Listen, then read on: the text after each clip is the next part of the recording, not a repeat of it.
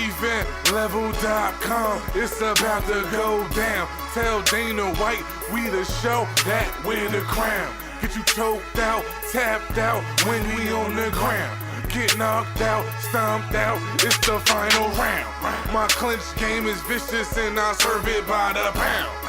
MMA, NBA, and the NFL, we major leagues like pool holes, and we do it well. From sports talks to martial arts, man, we keep it real. Real, real, man, y'all know the deal. Deal. You already know what we talk about. Whether points in the paint or a touchdown, whether home run or you getting knocked out, you only gonna hear about it on the final round. Don't get me started. Yeah, on the final round.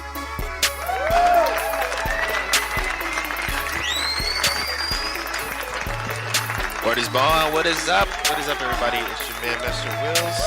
Back after a little bit of a hiatus, pretty long little hiatus, but I'm back, ready to roll, right here on the Final Round Sports Show. It is Sunday. It is a great day, beautiful day. Hanging out with Rico from Hatchet Radio and my man Sinister One, representing that Beantown. And represent Brockton, Massachusetts in the house.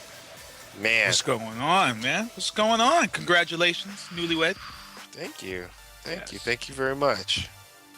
I'm so happy for you. I almost want to cry, but it would be blood or dust.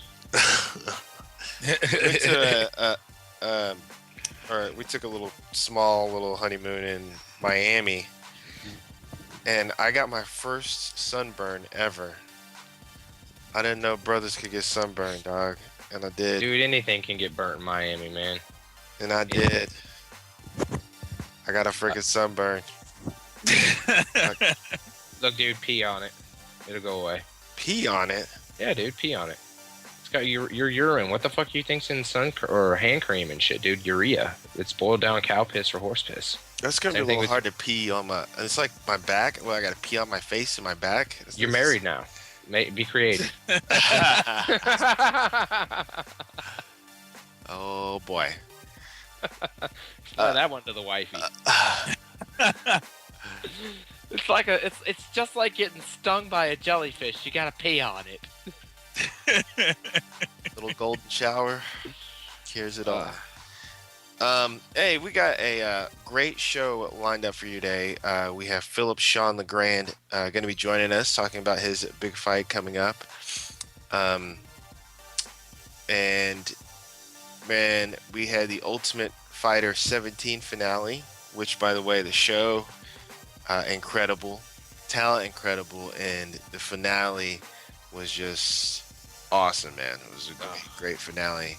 I love free UFCs. Oh man. Also tons of sports news. Missed a lot of sports news coming up. All my being a Cat fan, I have to give it up to the Louisville Cardinals for winning the 2000 the NCAA tournament. 2012-2013 NCAA tournament. But next year it's going to be UK.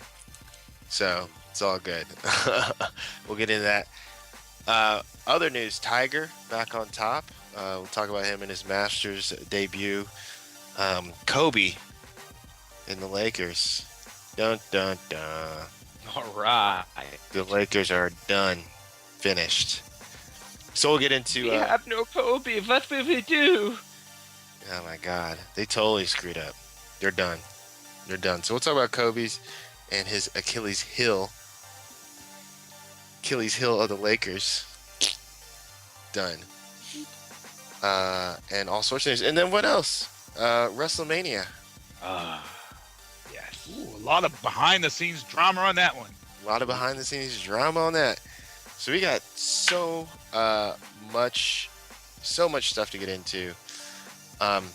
But I have to give it up, man. I have to give it up to the growing network of EventLevel.com. Those are people joining me on Facebook, following me on Twitter, following or Facebook on facebook.com/event level, joining our network here. We've been growing rapidly. People have been hitting me up left and right on Twitter, hitting me up on Facebook. Just everything's just blowing up, man. We have great music coming in here. So I have to give it out to all you listeners in the eventlevel.com family. And I'm going to hit you up with some hot music. I'm going to go get Philip LeGrand on the line. We're going to pop him up in here for an interview. So while I do that, why don't you open up your ear holes to some little love and pleasure of some indie music, and we'll be right back with Philip LeGrand on the Final Round Sports Show here on eventlevel.com. Ooh, yeah.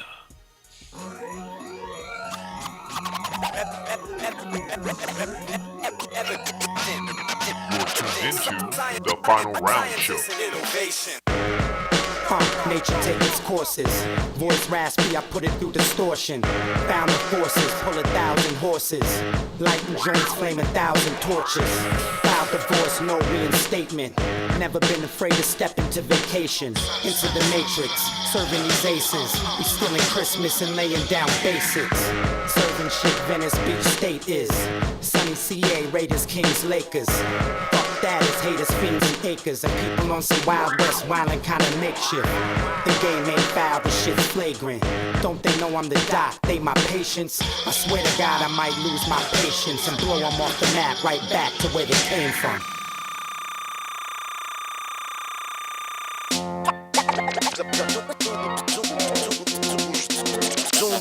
Introducing Zombie Plow. Used to do all the shit that's coolly hell. Do you like me now? Style get wrecked. Ignition Houston, I'll be gone for a sec. It's just the next when I leap or back and travel a millennium on 2 decks. Zoom the chess king, born the blessed thing. Little boy stepping, effect selecting. Optimus Primal, find me on vinyl. Tapping deep on into your spinal. I do what I do, you prefer. Sincerity, I sense a verb. Faster than the speed of thought, travel on a ghetto blast. Enter in my maze, you core beats that will bust your ass. Leave you with the slap, so the fitter last. West Side King, I gas when spitting mad.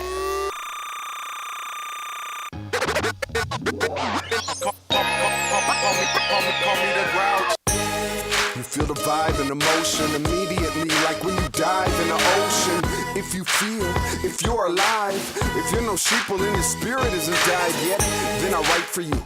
I stay up nights for us. You do your research too, digging deeper. Plus, when the Reaper come, he gon' catch a sleeper. We ain't going easy, out here spitting ether. Also, no alter ego, get what you see. So it's spit script for the people. Now lift the eagle, rip the flag down. This is our land now, and that's the evil that they did. I was just an innocent bayfish stuck in the sampler, fucking up whole days with opinions and bass kicks and denims and Asics. I'm still him, Grouch in the place, kids.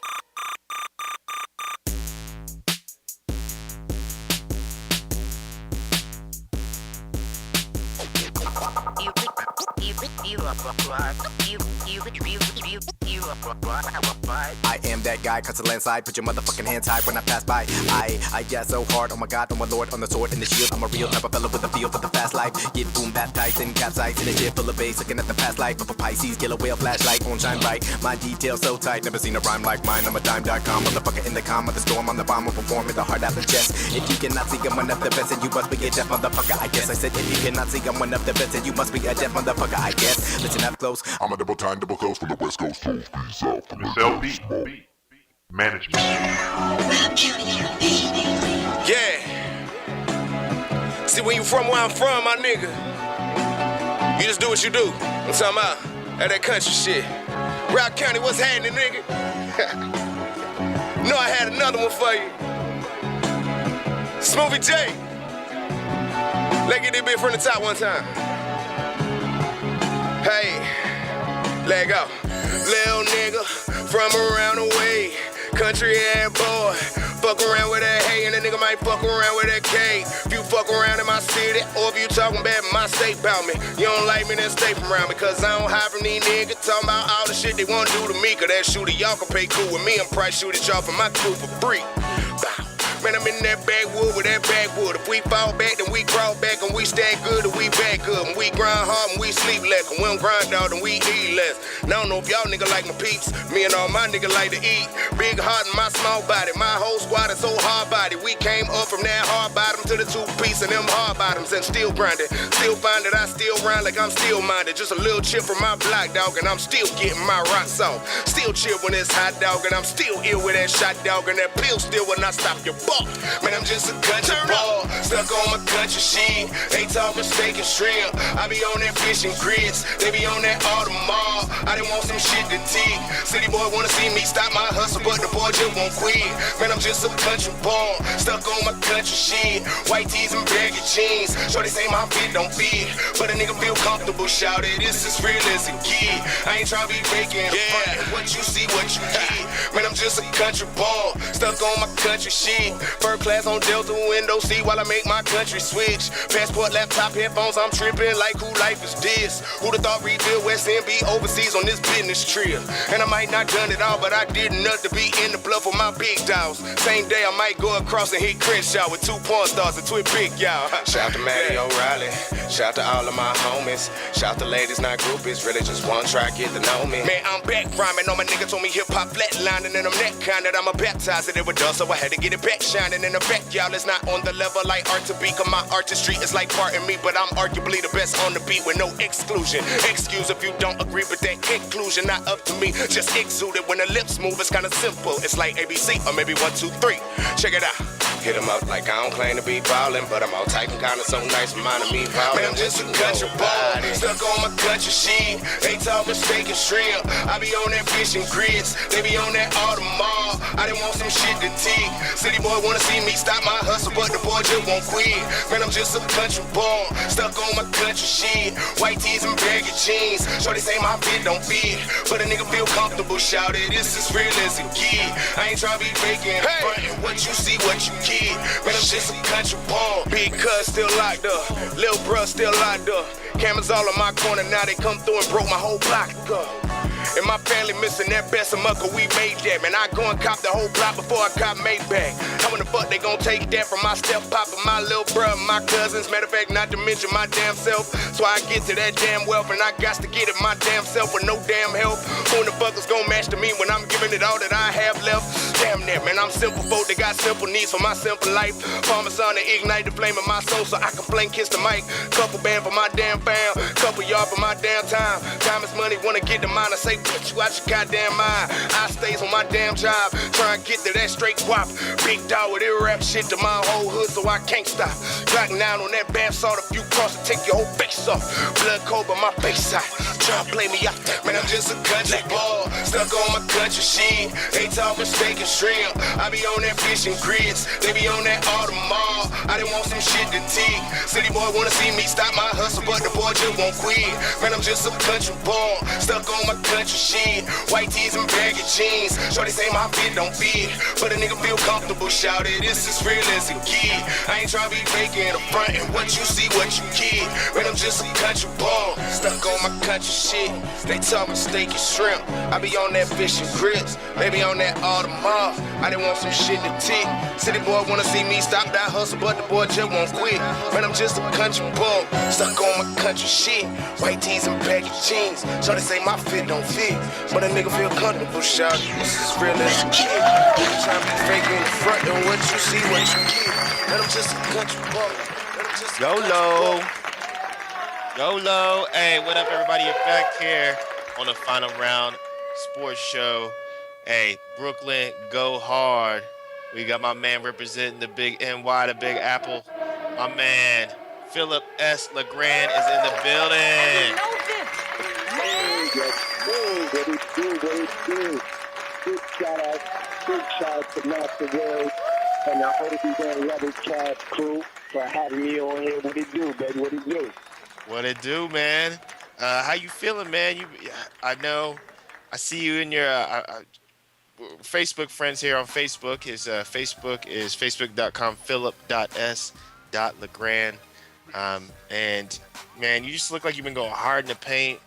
There's tons of videos, everything going on, man. What's been going on with you? What's been good with you, man? You've been out there training hard. You got your big fight coming up. in Boston. Yeah. It's been a big road to the top, man. You know, success never stops on this end, you know.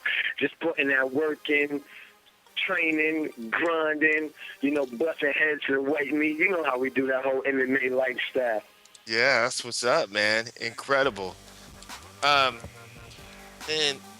I don't know if I saw this, if it was an older video, but you were in some like weird fight competition. It was like gladiators or something, man. What the hell was that? I was like, what the? I mean, yo, listen, it's a beautiful thing, man. They got new sports that's coming out, and I'm just in it everywhere. You know, there's a lot of things that I can't put too much info out, but it's going down. One thing that I'm putting forth is that one of the crew members from Jackass just hit me up, hit my camp up, American Top Team, and they would love to have me down on one of the new projects that they got coming out for 2013. It's going to be beautiful. Oh boy, I don't even. Oh, you could mix it up with Jackass. Are you sure you want to do that? Them boys is crazy. I mean, you know, what they brought to the table was very exciting. You know, entertainment is always a beautiful thing, but when you get to involve entertainment along with some MMA skills, that's a beautiful thing, man. Take the world by storm. Oh, that's gonna be wonderful. Man. I'm thinking, like, it just went in my head. I can imagine, man, Mr. LeGrand just like suplexing somebody from Jackass, or putting him in the omoplata. Going down, bitch.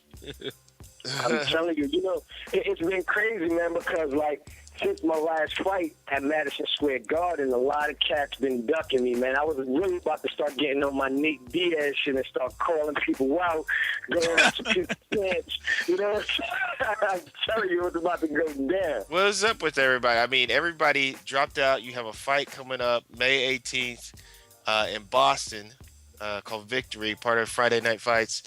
And looking up, you said people drop, and then thank God Brendan Rooney stepped it up, man. He actually had the cojones to jump in the ring with you. But what's up with everybody ducking you and stuff? Yo, I don't know, man. Since they invented this whole thong thing, all these fake MMA fighters been wearing them pretty tightly. You know, so big shout out to Brandon Rooney. He was able to take his panties off and jump in the cage with your boy. You know what I'm saying? Big shout out to him. But even big shout out to Justin Blair, you know what I'm saying, the co-founder of this whole Victory project, for actually being persistent with getting a fighter that was actually willing to bang with me, because I ain't no easy pushover, and I definitely make it happen. So I ain't too mad that they was a little scared or petrified or nervous, however you want to put it. But we from BK, baby. We make it happen all day, every day. You heard? You heard? Hey, tell me a little bit about this event, man. This Victory event. Yeah, you know, it's going down May 18th, you know, in Boston. Big shout out to the whole Boston family. I got a lot of fam out there, too, that's going down. It's on Victory. It's one of, you know, Friday Night Fights, Justin Blair's first MMA production that's going on. So it's actually a privilege and an honor to actually take place on one of their first MMA events that's popping off in Boston. You know, so I definitely look forward to going out there, you know, and just smashing and conquering everything. When I say everything, I mean everything. We can't wait to see that go down, man. You check out their website is FridayNightFights.com. And Sinister, man, he's going to be right there in your backyard. Yeah, he's going to be right in the backyard, right in the bean at the Dorchester Armory. It's in May. Like I said, he's lucky it's in May because that place is sweltering once it hits around late June and July. They have one big door that opens up and the wind only comes one way, and that's it. Other than that, boy, you come out of that one, it's like yoga class up in there. They better bring their wet wipes, huh? That's what you're saying. They better bring their wet wipes. Yeah, man. You know, I already actually reached out to Victory Combat Sports because, you know, they're coming here into the Boston area for their first event. And there's a lot of promotions. There's already a lot of promotions up here, but it's nice to see another promotion come in and kind of, you know, see what they got going on to force other people to maybe step their game up, because every other promoter learns from everybody. You know, I go back to when CFX threw their first event outside at a baseball stadium, and the humidity kicked in, and the canvas got wet, and guys were slipping, and then they realized that they needed a canvas that didn't get slippery with moisture, and they came back and they had a better canvas. But guess what? They taught every other promoter that decided to do an outdoor event that they made sure that they had the proper type canvas for the ring, for the cage, for the guys. So you guys coming out here to the Dorchester Armory, I've already went on their website, and I've already applied for my press credentials so I can cover this event and maybe get some interviews with the CEO. And definitely going to look these guys up and check them out and see what they're bringing to the table as far as promotion goes. Awesome. That's beautiful, you know.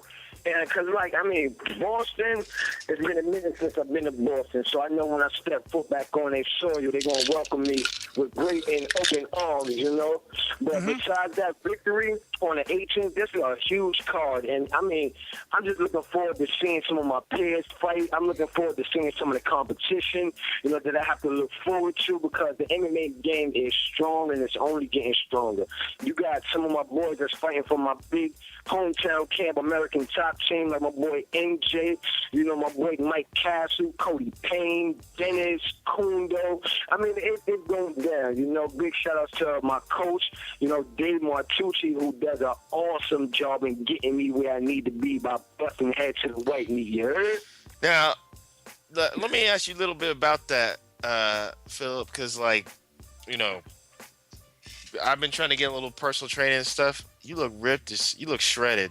You look shredded as shit, man. Like, I don't know. What is your tip in trying to get in shape, get shredded, man? You got the, like, 12-pack going on. I'm trying to get that. What's it? Is it? Well, I mean, one thing that we do, you know, that CrossFit is like the whole new wave now. You know, not only does it build your strength, your conditioning, your speed and focus, but it gets you where you need to be. It gets you in that position where you want to have those ripped abs, where you want to have those pecs and the thighs and all the muscles in the right places. So I definitely would recommend, you know, CrossFit as a starting point to getting yourself right, you know. And one of the beautiful things about it, if you ever come down to the New York regional area, you know, you need to come out, and this is for everybody. This is one of my grand, you know, extensions on the behalf of ATT and my coach, Dave Martucci. We're doing a 30-day free trial where you can come down, get your training on at our facility in Long Island. It's 159 New Hyde Park Road in Long Island. You know, come through, come check us out. You know, it's on and popping. You would definitely love the whole atmosphere. Or you can reach us by give us a call, 516-775-778.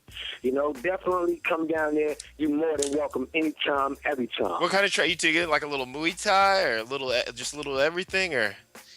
I mean, I do it all, you know what I'm saying? I mean, like, I play baseball, I play handball, you know, I love to run, I love to, you know, just get down there. If they can send me into the Army without the guns and shit, I just go there just for the training. That is what's up, man.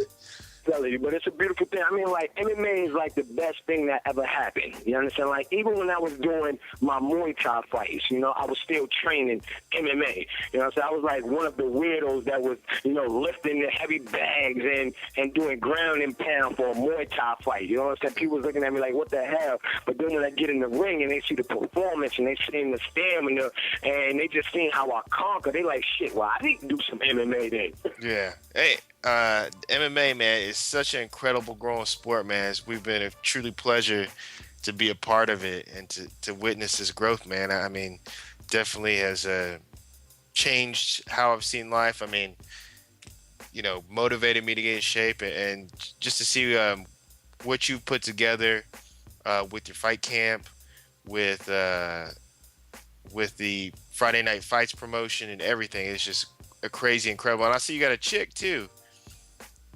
Come again. There's a girl on the card too, Angela Hill.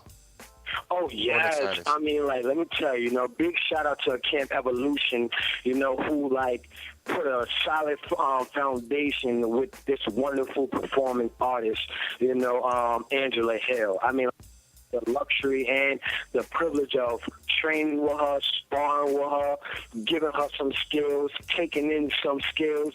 And I mean, like, just watching her perform, she's like a little me in a way, in a female form. She got the ripped abs, and she got the power punches, and she's super athletic. Just seeing her on the card is going to be amazing, man. Amazing.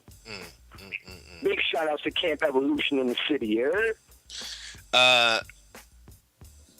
We're fortunately running out of time, man. It's always a pleasure to have you on everything. Do you have any other stuff you want to promote or give a shout out there to? Definitely. I want to give a shout out to a couple of my sponsors. I can't do it without them. You know, big shout out to Boost Mobile, who sponsored me in this event. PX LeGrand Sales and Marketing, Glorious, SOS, the whole LeGrand Family Takeover Project. Definitely follow my fight page on Fit for Life Training Facility. No spaces or spaces, it doesn't matter. That's Fit for Life Training Facility. Go on there, like the page, check out the fights, check out the trash talk, because I'm telling you, I'm getting these fighters out of their panties. I'm telling you, it's going down Nate Diaz style, Brooklyn all day, baby. You heard? Yeah, heard. Oh, man. Hey, before I let you go, let me ask you a question. Who's going to win? John Jones, Chael Sonnen?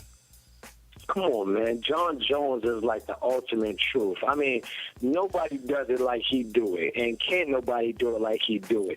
But I tell you one thing, when he do it, you will see it. You will definitely see it.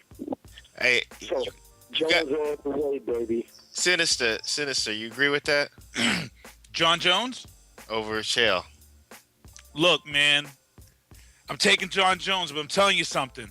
John Jones can't sleep because there's one thing that Tough 17 did for John Jones, and that is hurt him as far as mentally and as far as fan-wise. A lot of people gained a lot of respect for Chael Sonnen, and I think John Jones realized it too. That's the scary thing about this fight. He had an anger towards Chael Sonnen, and then he realized Chael Sonnen is not the guy that he portrays. So John Jones better come bring his A game and better think about whooping ass and not worrying about being the, you know what I'm saying, hurting Chael's feelings. Because a lot of people left this season. I know Chael Sonnen's fan base grew like no tomorrow after this season of Tough, man. Everybody I know who watched Tough this season told me that they gained a new respect That's for the truth. Chael. I totally agree with that. That is the truth. But I'm going to tell you like this, and here's a bigger question, right? All right. After Jones dominates, which I already know he's going to do with his A-plus game, he's going to dominate. Who do you want to see Jones fight after? Is it George S.P., the big homie George St. Pierre, or Anderson Silva? That's the million-dollar question right there that not only I want to know, but I'm pretty much sure the whole MMA fight world want to know. What you think about that, Wills? I would probably do a Silva. I don't know. I'd like to see either one, but of course I'd like to see anybody. I definitely would like to see him take on Silva. I want to see Glover Teixeira instead of any of those. Well, you got to call one or the other, Rico. Which one?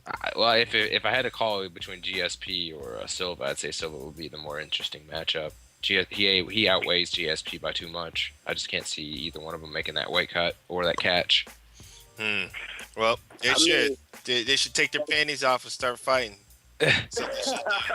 Going Pride Open Weight Grand Prix style. Hey, Rick, I didn't get to ask you, man. What do you think, Chael? John Jones? Oh, me personally, I think Chael's going to take him down and whoop his ass. Oh. I mean, I don't know about that. I think right now John Jones is overrated. You know, I'm pretty much sure he's going to take him down and lay on him. You understand? Like he did with the Anderson Silva fight. You know, he didn't do too much damage there. He tired himself out. And I'm pretty much sure that's his whole game plan. Oh, man. Hey, you're not just rooting for Jones because he's repping New York. We ain't just. I mean, not only that, you know, like, that's just a plus. That's a add-on. But look at his overall performance.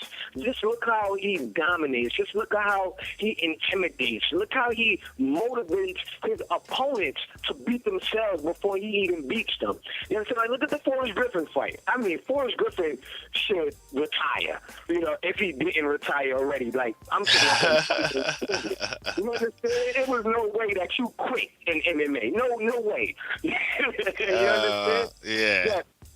Just look at it like that. You know, like, he motivates his opponents to beat themselves before he even do it. You know, and when you're able to develop skills on top of what you already possess, you a lethal weapon. You sound sort of like that guy I know, Philip the Fighter LeGrand. You heard? Yeah. Hey, Philip, man, thank you so much for coming on the show. It's always been a pleasure. It's always a pleasure to come on. Please come on again after your fight. Let us know what's going on. I'll be staying up on you on Facebook.com, philip.s.legrand. Also checking out your Facebook.com/Fit for Life training facility, FridayNightFights.com. Keeping up with my man. He's ripped. The fighter LG in the building, representing Brooklyn, New York. Once again, man, thank you so much for coming on. Your Master Wills, is always a pleasure, man. I thank you. Thank you, and once again, I thank you. So once again, big shout out to Master Wills and the whole event level cast. I'm going to see you. Y'all stay tuned. It's going to be a movement. You heard? May 18th is going down. We out. Yeah, peace. Peace. All right, everybody. So, man, Philip LeGrand on the horn with us, man. What a great interview. Absolutely. What a great show. What a great guy, man. That dude is just, the energy is just incredible. And what I want to do, I'll take a quick break, and we're going to be right back. We're going to get into this this MMA stuff, man. We got to get into the Ultimate Fighter 17 finale and tell you what went down with this incredible card. We had Kat Zingano and Miesha Tate. Can't wait to talk about that. Can't talk about that. Hey, so let's take a really, really quick break. We'll be right back with some more Final Round Sports Show here on eventlevel.com.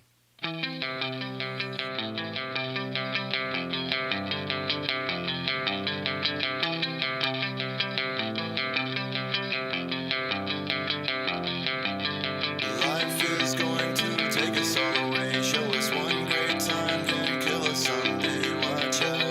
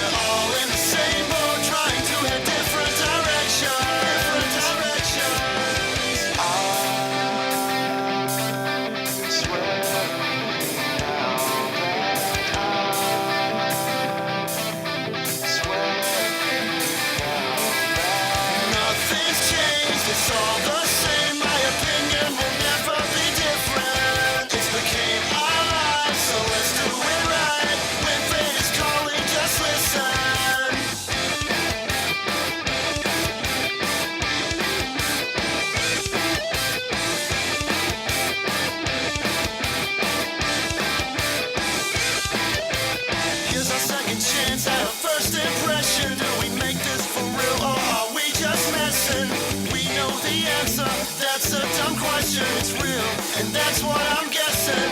Time fades away, while we can't make up our minds. We're looking for miracles, disregarding the suggestion. I swear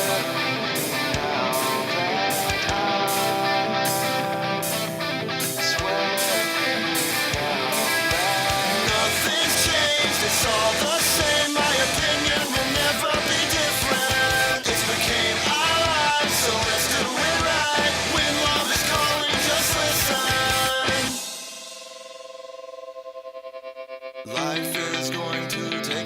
away. Show us one great time, then kill us someday. Watch out.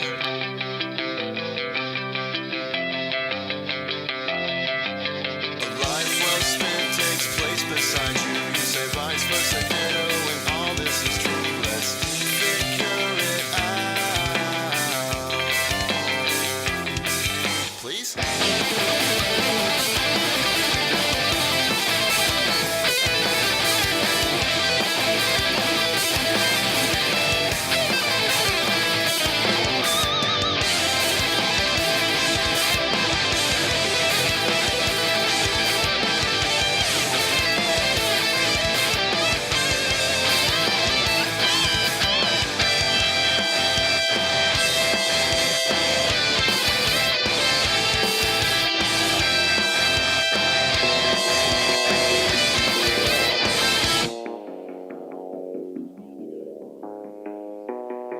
You're tuned into the Final Round Show. Keep that browser locked. Eventlevel.com. Join eventlevel.com. Miss LP, management.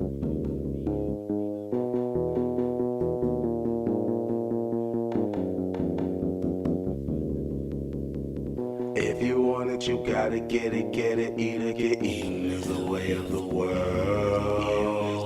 Taking chances to get these chips to spend them drunk off the dollars, living life in a blur.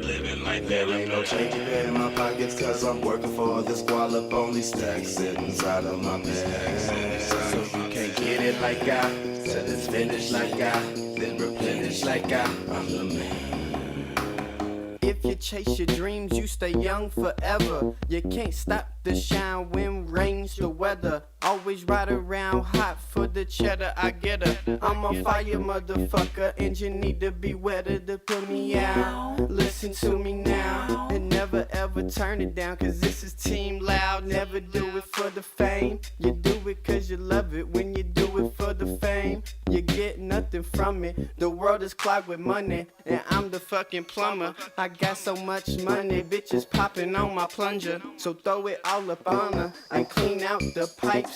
Bitch pay me because I got a right. Does money buy you everything? Nah, but it comes close. So chase your dreams till you die, eat but don't choke. No choking means my money grabbing life by the throat. And if you want it bad enough, you will not let it go. Hell no. No. If you want it, you gotta get it, eat it, get eaten is the way of the world.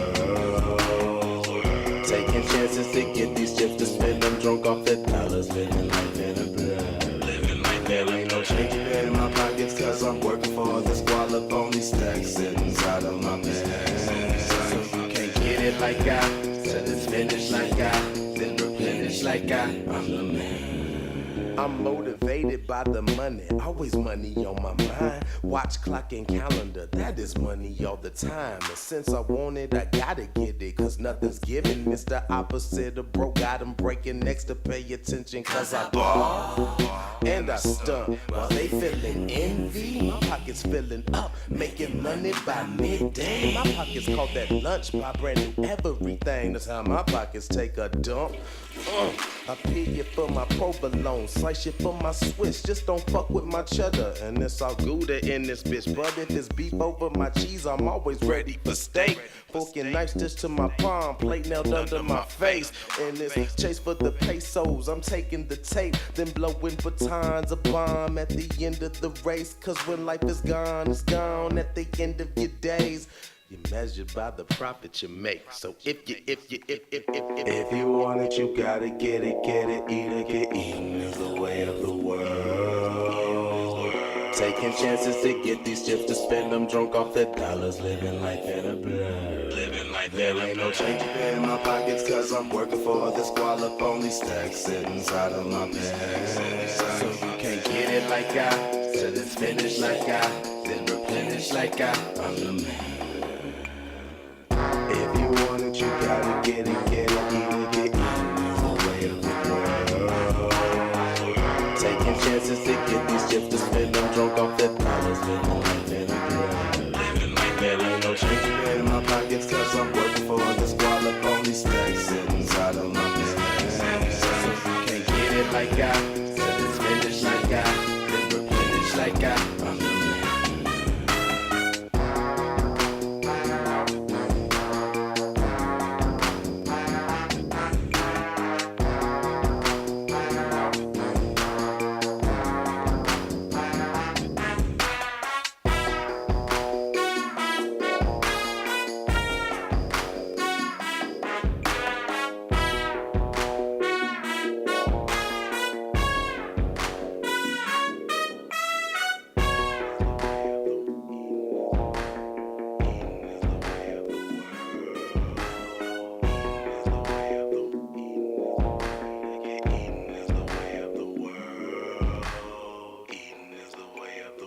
You're tuned into the Final Round Show.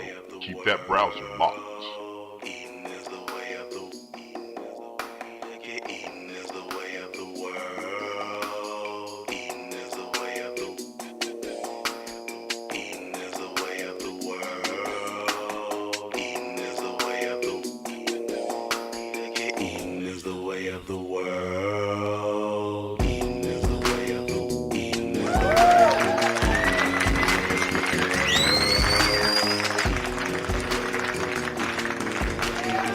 What up, everybody? You're back here live on the Final Round Show. I'm back with Rico from Magic Radio and Sinister One in the booth. We are here getting ready to talk about the Ultimate Fighter 17. First of all, let me say, what an incredible season. And actually, I'd never seen a season where the two coaches became like friends at the end. You know, it was such weird to see. It wasn't all like hyped up and them calling each other out and wanting to punch each other. It was two coaches, Chael Sonnen and Johnny Bones Jones, came in kind of a little bit of aggression going in towards each other, and they came out like total respect for each other. And now they have to fight coming up. But I was catching up on the Ultimate Fighter, and I was just watching. I had to watch the quarterfinals with Kevin Gaston and Colin Hart. This dude just took him out, punched him out in the first round. The Dylan Andrews Luke Barnett fight was quite incredible. The way that was like probably one of the best fights I thought of the show. The way Dylan Andrews just came out and came into the third round. They went into a sudden victory round, and Dylan Andrews showed all that heart to take out Luke Barnett, and you could tell this dude was an incredible fighter. Then we saw the other ones with Josh Salmon, who defeated Jimmy Quinlan. I was so sad. I was devastated. Threw punches in the first round, and it seemed like Jimmy Quinlan had that one. I just can't believe that went down like that. And then Uriah Hall once again sends somebody else to the hospital by defeating Bubba McDaniel. He just punched him. I don't even know what happened in the first round. This dude goes down on the ground. There's blood pouring out of his eye. He says he can't move. I mean, it was just such a vicious thing. And Dana White was quoted saying that he was the nastiest fighter in Ultimate Fighter history. Sick. And so they go to the semis. Kelvin Gastelum defeats Josh Salmon with a rear naked choke. And Uriah Hall defeated Dylan Andrews, who also went to the hospital after getting defeated by TKO in the punch. So that opens us up into the Ultimate Fighter finale. But the show was probably one of my favorite shows. The talent on that show was just outstanding. What were your thoughts on that, Sinister? You know, the season was probably one of the best seasons I've seen in a long time. The fact that Kelvin did what he did last night, yes, doesn't surprise me at all. Karma played into a lot this season. Karma played into a lot. Right? Karma played into a lot because you got to go back to the Bubba McDaniel. Bubba McDaniel, to me, he didn't deserve to be the wild card to begin with. That was all politics. He got the wild card because he trained with John Jones. He didn't deserve that. That should have went to Clint Hester. Definitely. That should have went to Clint Hester. Bubba gets his butt knocked out by Uriah Hall. Uriah Hall kind of jumped the gun and started talking trash about matching up with other teammates. Guess what? He got his teammate who knew the best about him and defeated him last night in the finale. You know, back to the thing with Bubba, too, is, when John picked him, and then you watched him, he's like, I don't know if I want to fight. I kind of injury. It's my third. He's all complaining and stuff before he went in the fight. And it's like, why did you pick Bubba if he was going to, act that way? I'm pretty sure. You know what? I'm going to ask you guys both this. What do you think went on behind closed doors between Bubba and John Jones? Because I know if I'm John Jones, who kind of did what Bledsoe did for Wes Welker, and Wes Welker kind of stabbed him in the back. you'd feel the same way. I mean, wouldn't you feel a little pissed off? Because he kind of, stuck his neck out for him by giving him that wild card, and was probably going to catch a lot of crap over it behind the scenes because we all knew it was political. I mean, we knew it was political from the very first episode when Chow told John Jones, "Yeah, you're picking him. I can scratch him off my list." You knew from there that how tight they were. So. I don't know what goes on behind closed doors, and then you have to go back. He has to come back in the gym and still train with this guy. Yeah, I don't know. Yep, and I remember him saying, maybe in the second or third episode, I do remember John Jones did say about Bubba that he's a good fighter, but he had said some things that were questionable about him. So, well, my question is why did they have Clint Hester go up against Marunde and have Bubba McDaniel go up against Gilbert Smith when they should have just had Bubba McDaniel and Clint Hester fight?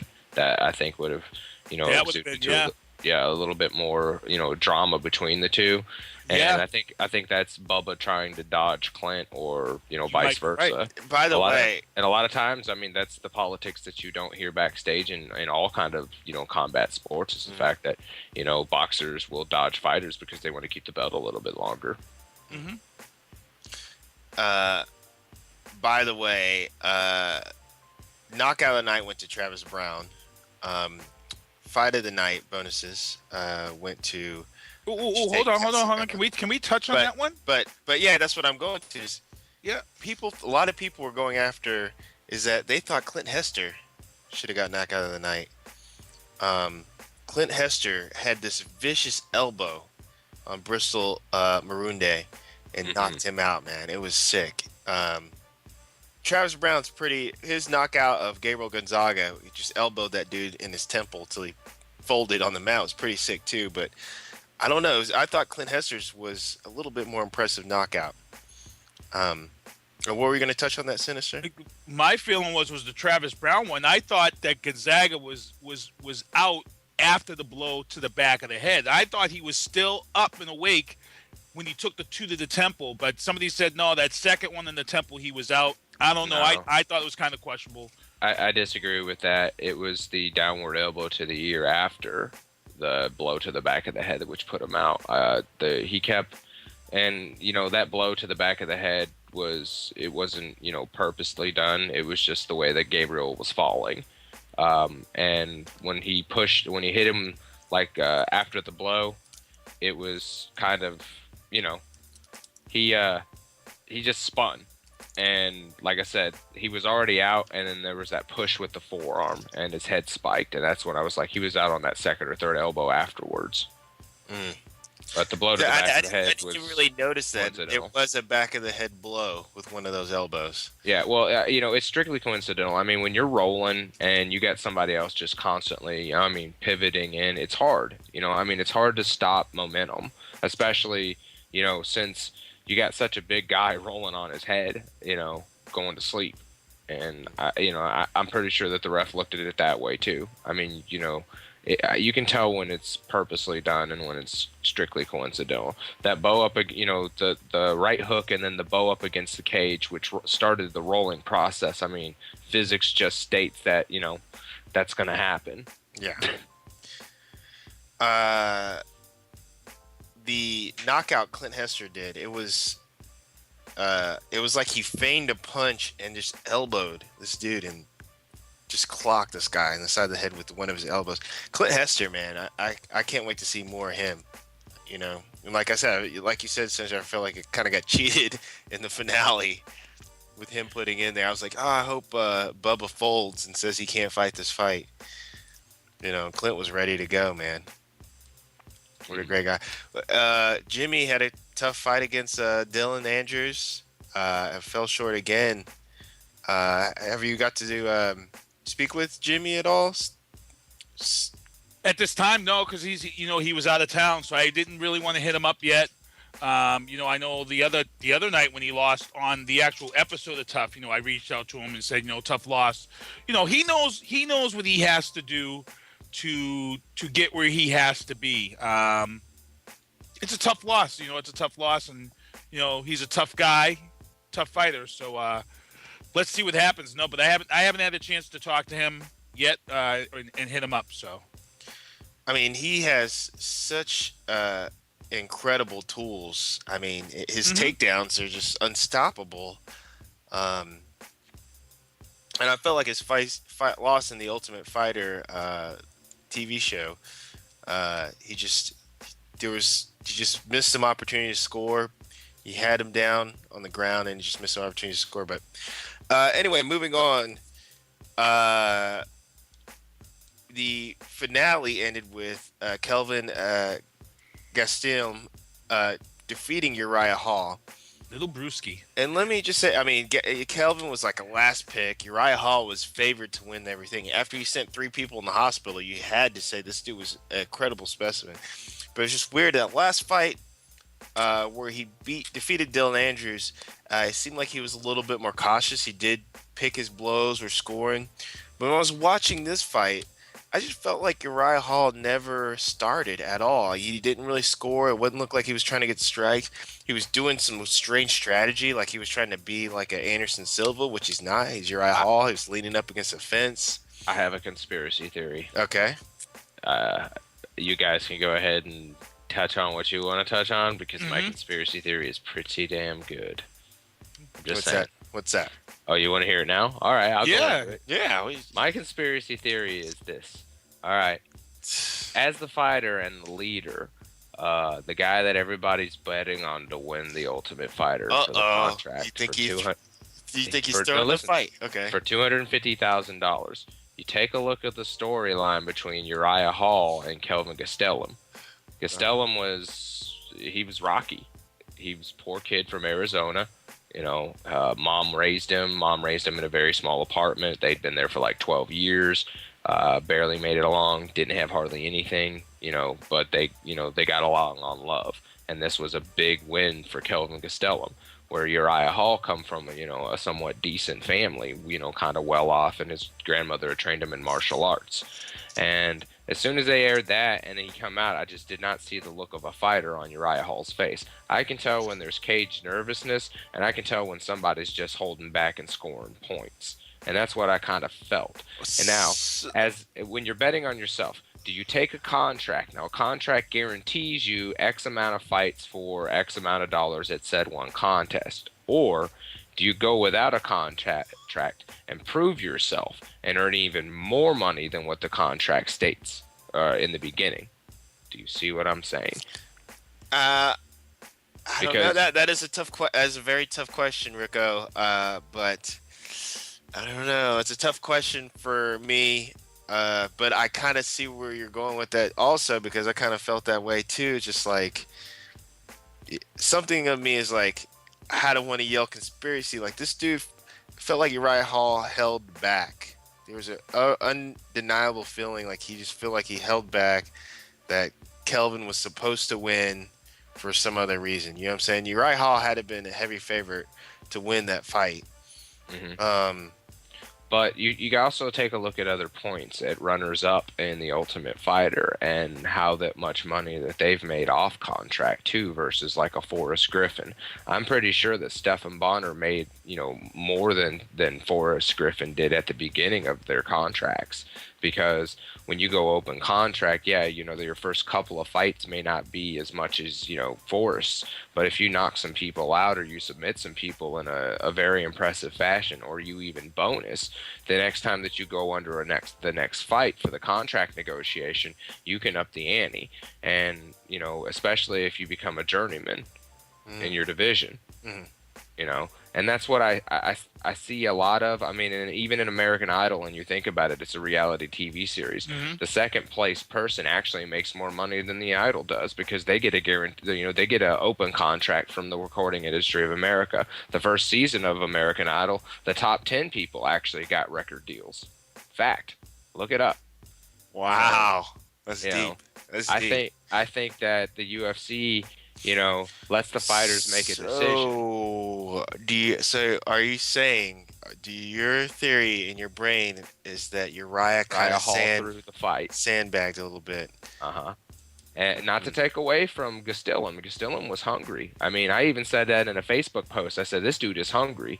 He has a reason to win. He needed to win. He had to have that win. That win made his just completely changed this kid's lifestyle now. And I'm happy for him. I'm glad that, he deserved this, not to take away from it. But the fact of the matter is, I think it was thrown. Ooh, just saying. Sinister.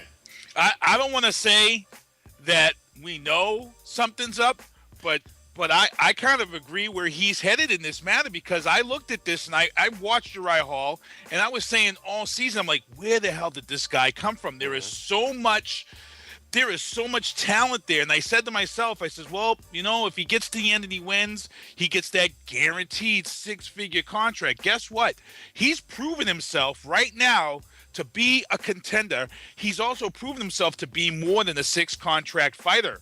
So do you want to lock yourself into a 6-figure contract and suffer through that forever, how long it is, and let Dana White make that money off you? Or would you rather lose this fight, come back to the table, and make more money? Because I'm sure his agent or whoever he has right now is going to have the ratings for what this tough pulled, and they're going to bring that to Dana to the table. Say, hey, even though he lost, we all know that everybody tuned in to see this kid Uriah Hall fight. I mean, this kid's already got advertising sponsorship. So you got to look at it from an agent's perspective. I hate to say that maybe an agent got in his ear and said, hey, look, keep it close enough to where people are going to remember you. But guess what? You lock yourself into a 6-figure contract for 4 years with Dana White and how many fights it ever is going to be, and you take an injury and you're locked in for that 6 figures for the rest of your life. Nah, take the big bucks now, because he's worth big money. Now, fact, since when has an Ultimate Fighter contender ever had a title shot within their contract?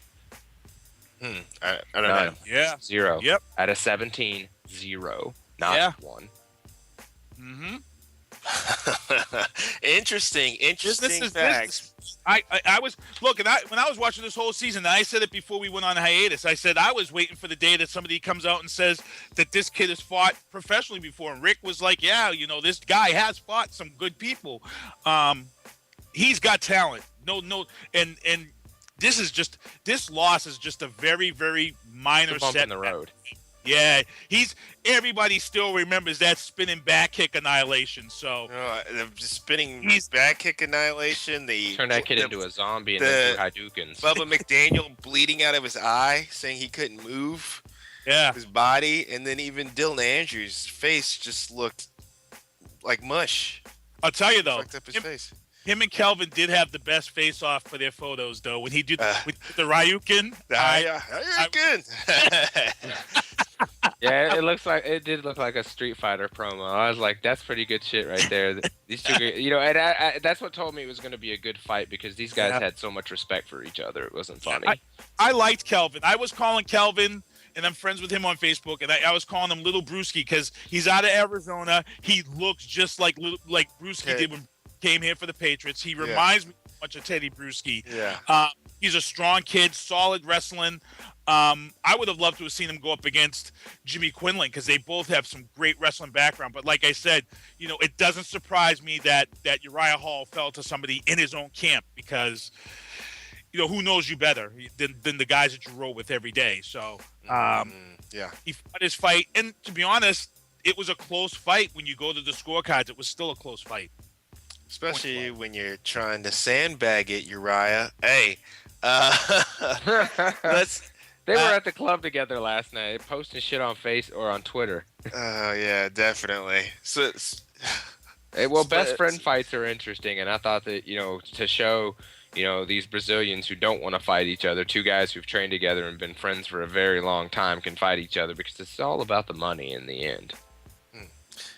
Let's go to the other huge fight. The potential winner of this fight would go on to face the champion Ronda Rousey, would also go on to be a coach on the next Ultimate Fighter, and that was Kat Zingano versus Miesha Tate. What did I say 3 weeks ago, man? Well, and I'm gonna tell Cyber because I really didn't watch too much on Kat Zingano. That after he told me and schooled me on her, I went and watched some videos of her training and her fighting. And I'm not a fan of anybody from Team Alpha Fail. No offense to any of the fighters that we may get on the area from them, but yeah, I've just never been a good fan of the fighters from there. I think Uriah is the only good fighter that they have, and Misha, she's all talk, and as soon as she steps in the ring, she pushes for submissions in the first round, and then in the second round her wrestling's real good, and then when you start seeing her in the third round, she starts looking sloppy. And when Kat Zingano came out, I saw big guns, like twice the size of Misha's, and I was like, okay, she's going to take her down for a round and a half, then get tired, and all of a sudden, here comes Kat just picking her off with punches. And they rocked each other pretty good. Between rounds is funny to see the evolution of the face, and Misha Tate looked battered. Her hair was all messed up everywhere, coming out looking like the Extras girl by the third round. But the fight overall was incredibly exciting. Sinister. What I tell you guys, 3 weeks ago, we talked about this, and I know Cyber even chimed in, and I felt that Misha Tate was over-talking the things that she was saying. She had came out here and she had said about 3 weeks ago, she was looking past Kat Zingano when she was saying that she was going to get that shot against Ronda again, and she was going to break her arm this time. And I was like, really? You want to look past Kat Zingano, who's 7-0? That's the last thing you want to do. And I said that Kat Zingano probably had that in her head for these last 3 weeks, that Misha Tate disrespected her and was looking past her. I'll tell you, those knees that she gave her while she was up against the cage to put her ass out, those knees were sick. They were on point. They busted her nose open. And I can't wait for her to take on Rousey. And I can't wait to see her in this house. And the drama has already started because I'm not a fan of them mixing the house myself. But they're saying it's not going to be a Jersey Shore atmosphere. But I was talking about it last week on the booth, and I'm not a fan of it. I just hope it doesn't go the way of Real World and every other friggin' show. Oh, me either. Where the guys and girls fucking just like total drama island. Yeah.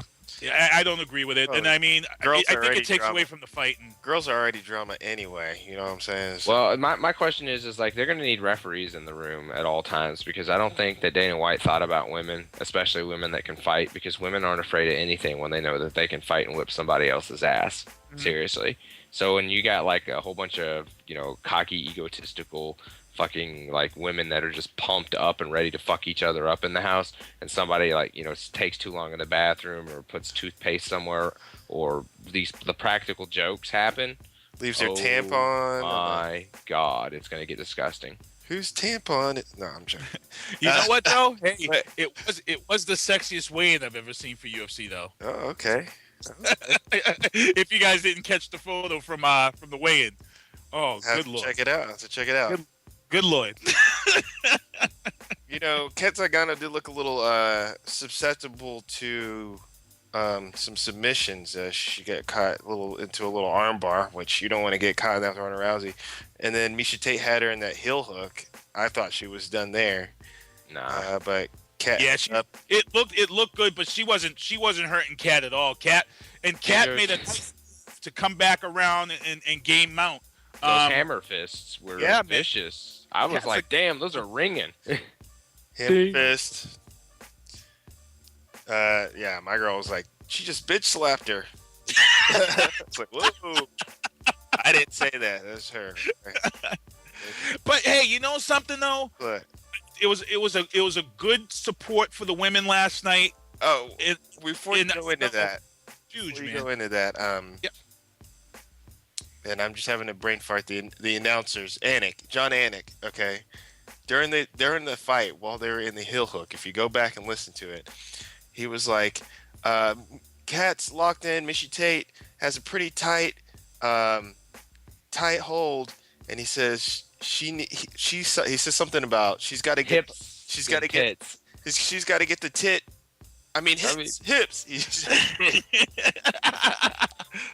Oh, I fell out. I was like, I wonder how many people caught that one. I said titties. That was Oh, a long Jesus. time to say. I wonder what was on John Anik's mind, man. That's what I want to know. Anyway, though, the fight was incredible. Once again, the women put on a great fight. Dana White's starting to, once again, Dana White's looking like a genius, man. And he played it out for the time. Hypocritical genius. Yeah, he's hypocritical on himself. He still looks like a genius. Wow. Oh. Of course, the main event of the night, one of my favorite fighters, Scotty Jorgensen, headed up with Uriah Faber and just couldn't hold on. Fourth round, Uriah Faber submits his teammate and friend Scotty Jorgensen by rear naked choke. That was a great fight too. Wonderful fight. And I'm a big fan of Scotty Jorgensen. I think the dude's such a wonderful fighter, man. He's fought in so many great fights.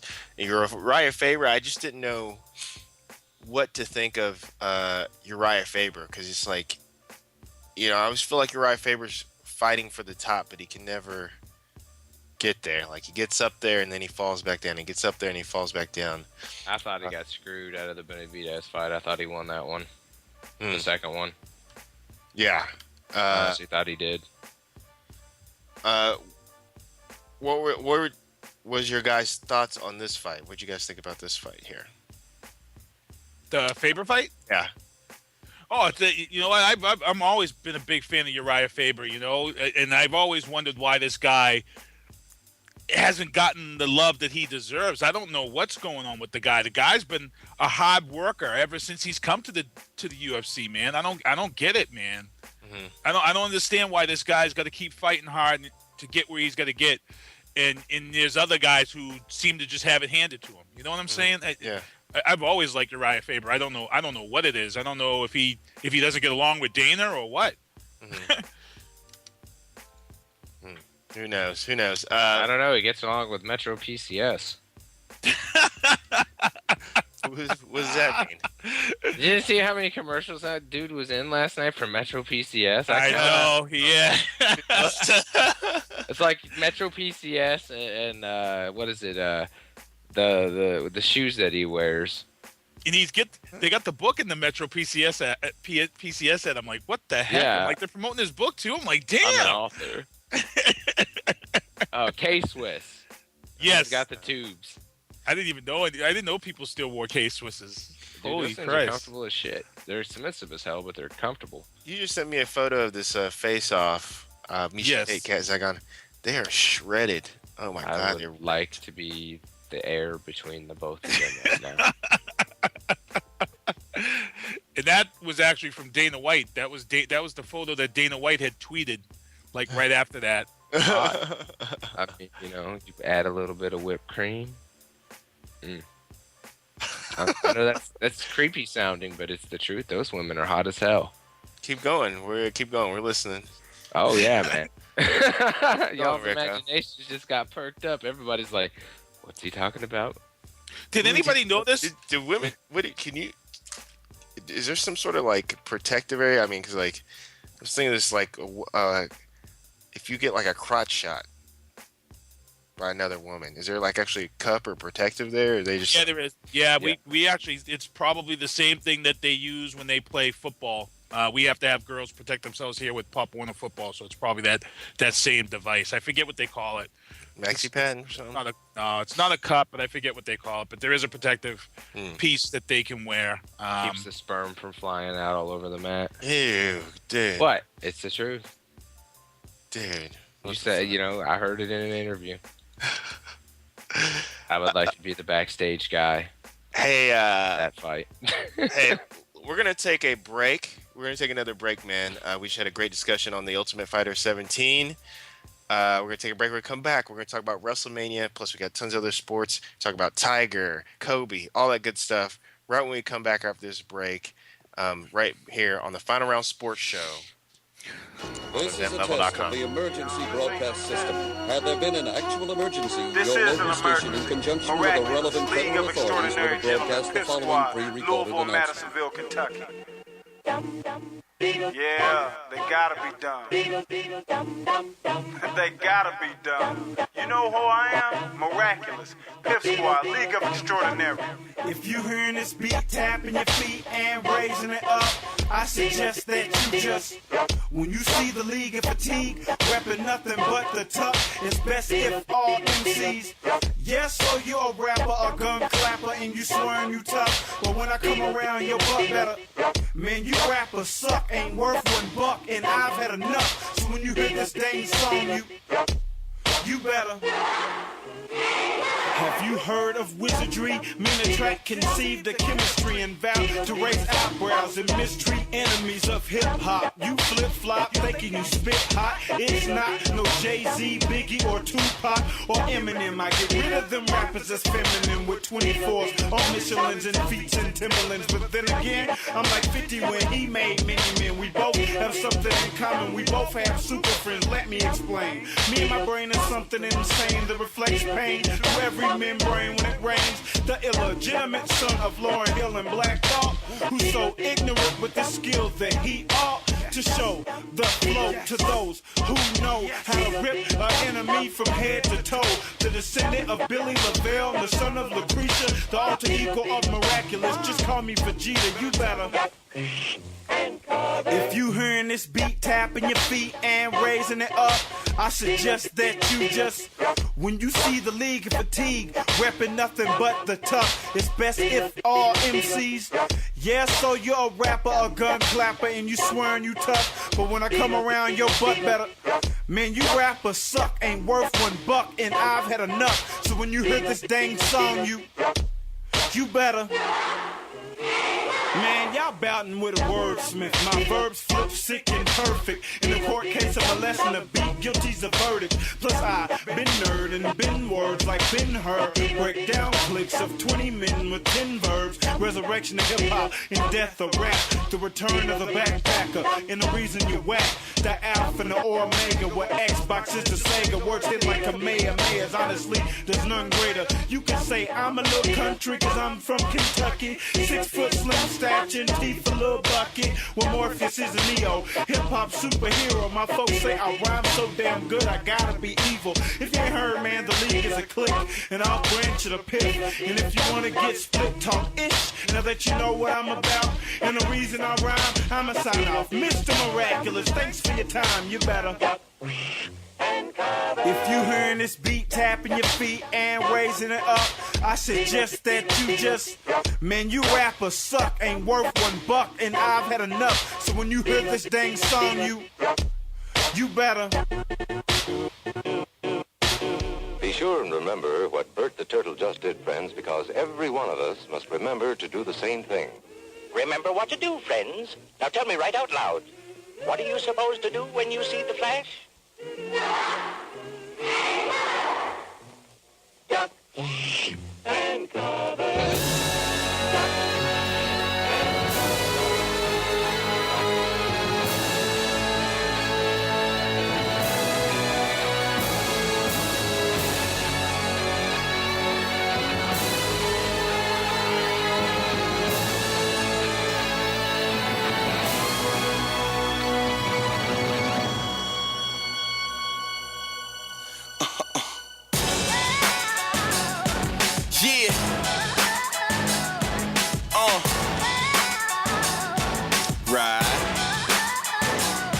Said I'ma push till I can't anymore. I'ma push till my body's too sore. I'ma push till my sweat hit the floor. I'ma give it my all. I'ma rise out for. I'ma push till I can't anymore. I'ma push till my body's too sore. I'ma push till my sweat hit the floor. I'ma give it my all. I'ma rise out for. I'ma push and I'ma go hard. Reach for the sky, give me those stars. Give me that. You can bet that I'm putting my all in. Ain't no other way, so no time for a bargain. Party me as I move on. They try to cut my work short like a coupon, but I've been working way too hard for too long. Thinking I'ma quit right now? You're wrong. Never that, however, that's the motivation. Much focus equals success, the calculation. So I grind hard with little sleep in between. I don't dream my life, I live mine. Said I'ma push till I can't anymore. I'ma push till my body's too sore. I'ma push till my sweat hit the floor. I'ma give it my all. I'ma rise, not fall. I'ma push till I can't anymore. I'ma push till my body's too sore. I'ma push till my sweat hit the floor. I'ma give it my all. I'ma rise, not fall. I'ma push. Yeah, I'ma get it all. Yeah, I'ma get it all. Yeah, I'ma get it all. Yeah, I'ma get it all. The pain, the hurt, the sickness, the weak. The hurt, the envy, the lies that they speak. The game, the players, and all the rules. The drive, the focus I use as my fuel. Yeah, and that's just the name of few. This game means a lot to me, so what's it mean to you? Cause when the light's on and the camera's steady, I'ma show the whole world that I'm ready. Said I'ma push till I can't anymore. I'ma push till my body's too sore. I'ma push till my sweat hit the floor. I'ma give it my all. I'ma rise, not fall. I'ma push till I can't anymore. I'ma push till my body's too sore. I'ma push till my sweat hit the floor. I'ma give it my all. I'ma rise, not fall. I'ma push till I can't anymore. I'ma push till my body's too sore. I'ma push till my sweat hit the floor. I'ma give it my all. I'ma rise, not fall. I'ma push till I can't anymore. I'ma push till my body's too sore. I'ma push. What up, everybody? We're back live on I'm chilling out with my man Rick O from Hatchet Radio and Sinister One of the booth, hookazoo.com. We're back here. We're about to get into some sports here. Let me just start off, man. Tiger Woods got rid of, I guess, quote unquote, his baggage. He's got a brand new bag now. He's got a new lady. And she puts up with the hose. Yeah. So he's been playing like a monster. He's back on as the number one golfer in the world. He goes up into the Masters, the 77th Masters, and he was, definitely touted to win this. He hasn't won a Masters since 2005. He hasn't won a major since the 2008 U.S. Open. But now he's back on top of the world. He came in fourth. He shot 2 under, and Adam Scott takes it, going 3 under. But here's the thing: is that the controversy that happened with Tiger Woods. He's shooting, he hits a shot, it bounces, literally hits the pin, bounces off the pin and goes into the water. He takes a drop, which they said was an okay drop, no stroke penalty. He sinks the hole. He has a great shot, recovers from it. So later on, I guess they interviewed him. He said that in his terminology, said he put it down a few yards from it, and that you're supposed to get as close as possible, is which the drop he picked. So he said a few yards, not a few feet. After the fact, they said everything was okay. They went back and gave him a 2-stroke penalty. And this 2-stroke penalty could have been enough to have him win the Masters. It's kind of crazy, man. They got gypped. But it was an amazing shot. What luck you got. You hit the pin, and it deflects off the pin into the water. The Nina, the Pinta, the Santa Maria. Boats and hoes. Boats and hoes. Tiger Woods can't get rid of them boats and hoes. He's happy now, man. He's playing great. Well, yeah. He's found his stride. Look, man, it's been really rough for the guy in the last couple of years. Daddy died, and then the divorce because he had hoes. And hoes are serious business, man. I mean, they'll ruin a professional anything. I mean, look at rock stars and professional football players. Get a hold of a hoe, that bitch just takes you to the cleaner. Professionally and that's right, boats and hoes. Let's move on. Let's talk about WrestleMania. WrestleMania this year. WrestleMania. What could I say about this WrestleMania that I haven't said about any other WrestleMania? Oh, that it wasn't the greatest WrestleMania of all time. Weren't a big fan of it? There were a lot of things that I just didn't really like that should have come back, in a different manner. For one, I was pissed off that Dolph Ziggler did not cash in the Money in the Bank contract on WrestleMania. He did it on Monday Night Raw the next day and won. But I was expecting it at Mania. The best match of the night was definitely The Undertaker versus CM Punk. CM Punk completely fucked himself up again because the Spanish announce table is a oh my god is now a competitor, and it's in the running for the WWE Championship. What? Yes. Explain this. Okay. CM Punk decided to try to come off the top rope while The Undertaker was laying on the Spanish announce table. And he came off the rope Macho Man style, just like the Macho Man does, fingers in the air and all. And I guess the Spanish announce table had decided that it had been training all year for WrestleMania, and it didn't break. Yeah. So when he hit, The Undertaker slid off, and CM Punk literally just like bounced and didn't go anywhere. I mean, he landed like right on the lip of the table. That and, looked painful. And like he just laid there for a second, and you hear you hear JBL over. That was supposed to break, ladies and gentlemen. That was real. and then like he's at a K-fob, and then like all of a sudden like Michael Cole just like, yeah, the Spanish announce table. It looks like CM Punk is hurt. And I'm like, no shit, he's hurt. So like the Undertaker has to cruise around him, drag CM Punk back into the ring, roll him around. CM crawls into the Hell's Gate and just stays there for a minute until his leg comes back. It was terrible. I mean, like, I was like, oh my god, he's really hurt, and this match is gonna suck now. But it turned out to be a really good match after that point as well. So the Undertaker is still undefeated at WrestleMania, 21-0, staged, but that shit looked like it hurt like a motherfucker. The streak, the greatest streak in history, Undertaker, 21-0. And they'll get a slammy. They will definitely be getting a slammy. When you watch the Undertaker, you know he's gonna win, 21-0. But you keep something in the back of your mind says, will he lose? Will he? Not that night. Not that night. Every year. Not with Paul Mooney dying, man. No way. Yeah. Now, did they do any like a little dedication to him or anything? Yes. Yes. Now, a couple of other things that I'm starting to notice as well. The Ryback and Mark Henry situation was pretty befuddling, to say the least. Yeah, that was my surprise of the night too.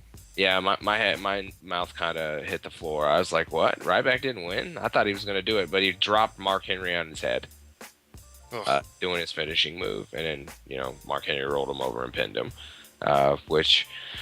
Kind of dramatic, but, it led for a pretty good thing on Monday Night Raw the next night as Ryback attacked the new champion, John Cena, and we'll get into that in a little bit. Was the worst fight of the night, was the Brock Lesnar Triple H? No.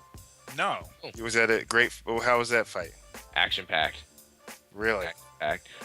I think that I'm starting to see something, a little transition, that Brock Lesnar has a weakness for the metal steps, as they've been using in every match that he's been in since he's been in the WWE. He uses them against opponents, drags it into the ring, and then he gets fucked up on it. John Cena FU'd on him on it. Triple H is pedigreed on him on it. Triple H beat his ass on it in WrestleMania. It just didn't seem, there were parts of the match that were really good, and then, like, of course, when Brock Lesnar went to go use MMA on Triple H, it was just kind of eh. And then, like, they sat on each other and, like, were reverse Kimura-ing each other for, like, 5 minutes. And then, like, Brock Lesnar got slammed on the steps and pinned. For me, it was probably one of two of my most disappointment matches. I was wondering how they were going to let Triple H win, because everybody knows that they're moving Triple H into Vince McMahon's position on the WWE. And I was saying, how can he still wrestle and be in the ring? I said, he's got to lose this match so he can filter in and take over that job that Vince McMahon does. So I was surprised to see Triple H win this match. Number 2, they had my heart hoping to see a DX reunion because it was a no-holds-barred. Shawn Michaels was in his corner, and they had been talking so much about the New Age Outlaws making this surprise visit to WrestleMania, and I'm like, it's going to happen during this match, and it never happened. And I was upset about that because I would have loved to have seen DX in that ring and just, you know, given the big suck it with this victory, but it didn't happen. Tough. That was a tough one for me, man. You know, and honestly, too, the other thing that I would have also liked to seen, I mean, as much as, you know, it is to see Kane and Daniel Bryan against some of the up-and-coming stars in the WWE, I honestly would like to have saw them do something with the Road Dogg and with Mr. Ass, which was put them kind of like in contention for the titles before Mania, and then have them drop the belts to them after Mania. I think that would have been more interesting because, you know, in my heart, I'm an old-school Attitude Era fan. And, you know, I love those guys. I liked them when they were in DX. I liked them when they were outside of DX as just the Outlaws. And, you know, even when when Kip stayed and Jesse left, I thought Kip was, you know, pretty funny with Billy and what was the other guy's name? I can't remember. Oh my God, they Billy and oh man. Because it was X-Pac was there for a little while, Sean Waltman, but Billy we knew he wasn't Chuck. showing up. It was yes. Billy and Chuck, or Chuck and Billy. Yeah, those two, like they played homosexuals, and it was so funny because they did it with they did it tastefully. It wasn't like, you know, outrageous, but I mean it was funny as hell. John Cena versus The Rock. I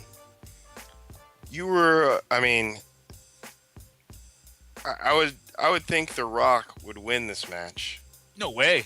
Nope. No way? Why is that? No way. He's got 6 movies to promote this year. There was no way he was keeping.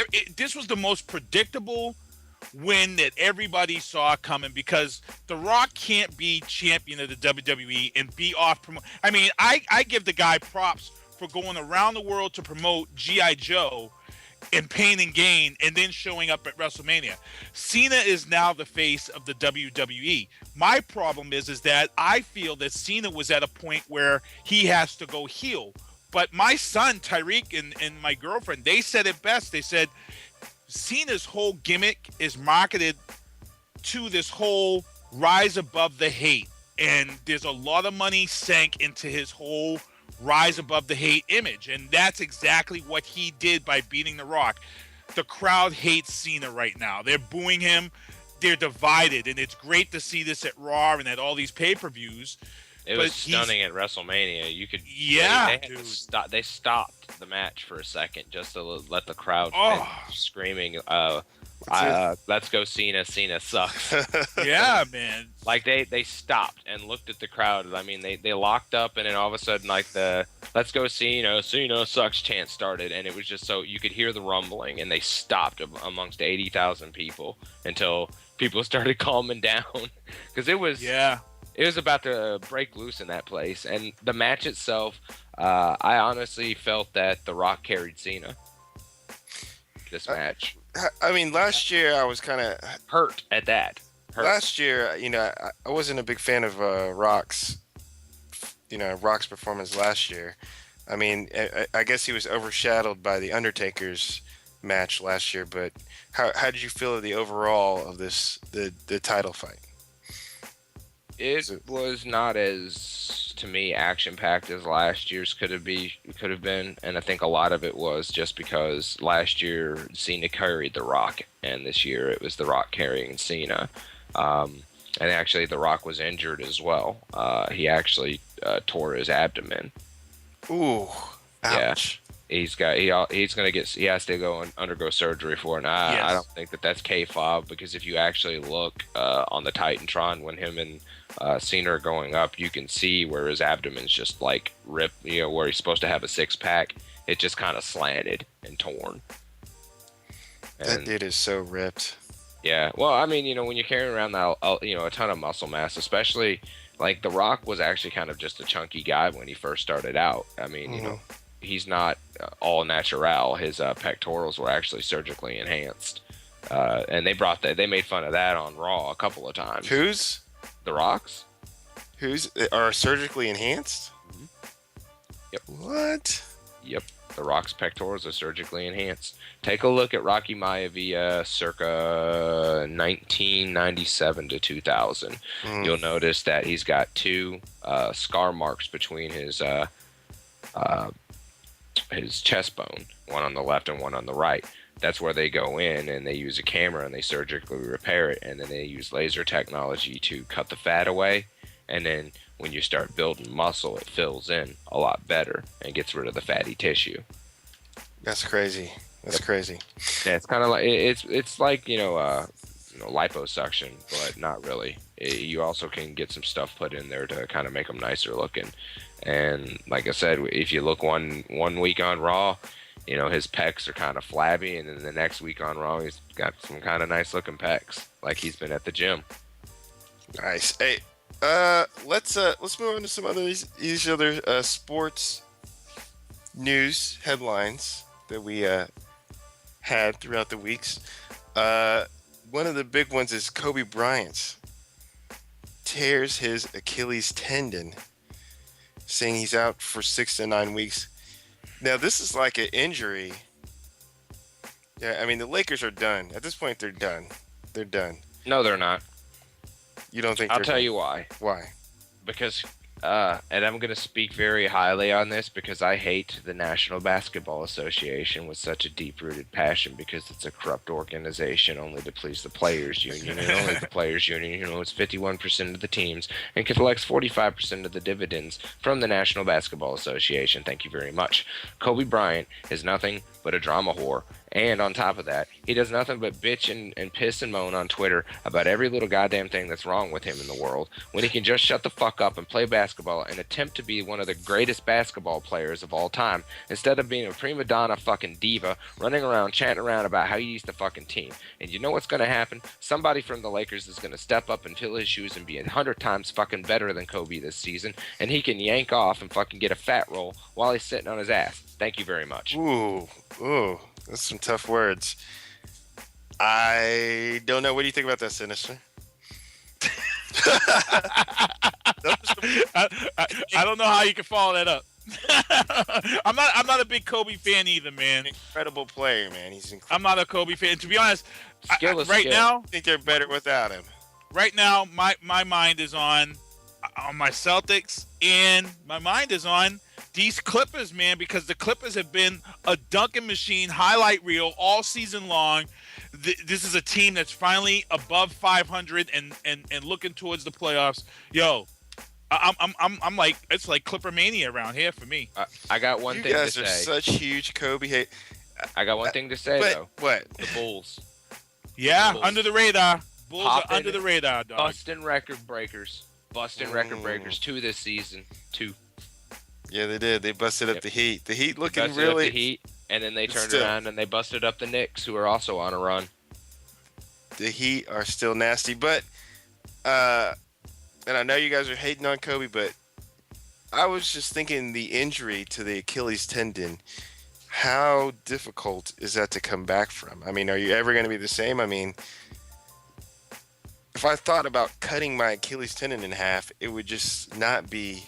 I mean, you lose your balance, you lose a lot of stuff when you come back. I mean, is that an injury that you can really ever fully come back from?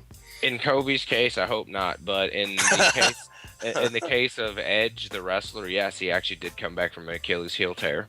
Oh, really? Yep, absolutely. He tore it completely off the bone, and they got it back on. So the doctors. Are you ever 100%? I mean, for somebody that's got to jump, and I mean, there's a lot of for somebody that's got to jump off the top rope and spear people and jump out of the ring and take bumps and can do it for 2 years after the surgery before his back gives out. Yeah, Kobe will be all right.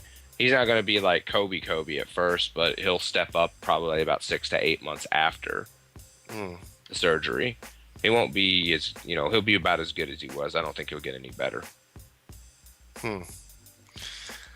All right, man. I'm telling you, man, sports medicine is the shit. You know, I mean, these athletes, they're well taken care of. And yeah, look at Peyton Manning, for God's sakes. Look at Ware. They said Ware will be playing in 8 months. Yep. Yeah. And that knee break was something fierce. Well, let's talk about that. Kevin Ware. Kevin Ware. Where's Ware? Final Number 5. During their Final Four fight against the Wichita State Shockers. Do you know the Shockers mascot? It's the 2 fingers. 2 in a pink, 1 in a stink. Absolutely. Yeah. Did you guys catch this Final Four? I know you caught the highlights. Man, I caught the whole tournament. What are you talking about, dude? That was such an intense moment when his leg broke. I mean, they cut away. I see like 5 players just on the floor, like rolling around, or like 3 or 4 Louisville players on the floor rolling around. I'm like, what happened? It wasn't against the Shockers. No. It was against Duke. Oh, it was against Duke. My bad. Shockers. Against Duke. Why did I say Shockers? Let me get it right. Against Duke, which is even the Elite Eight. Heavier competition. Yes. Everybody in Kentucky hates Duke, by the way. There isn't one person in Kentucky that likes them. If they do, they usually get their ass kicked in a dark alleyway and their shit burned.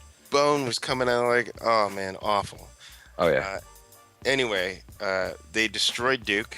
They came and overcame that adversity, and then they head on to the championship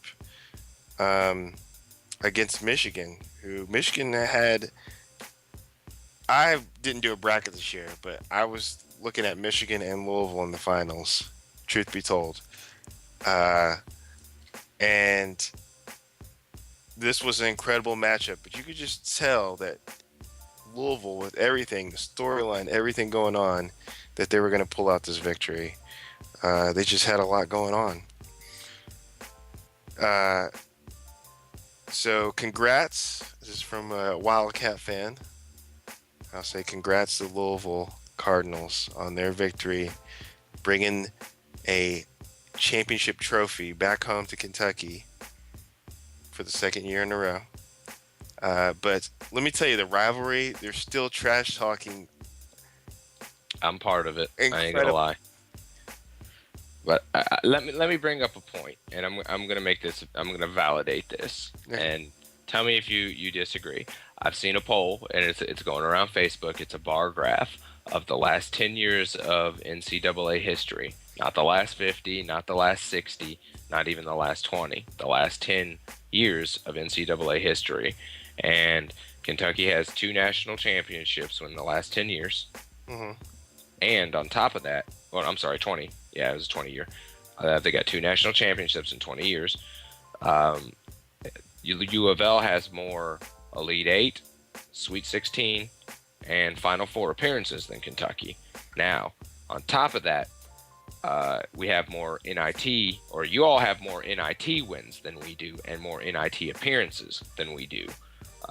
And when you talk about 1-dimensional and 2-dimensional and 3-dimensional colleges, what does the other sport besides basketball is Kentucky good at?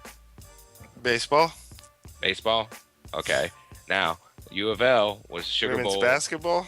Sugar Bowl champions. Our women's basketball is runner-up in national championship this year.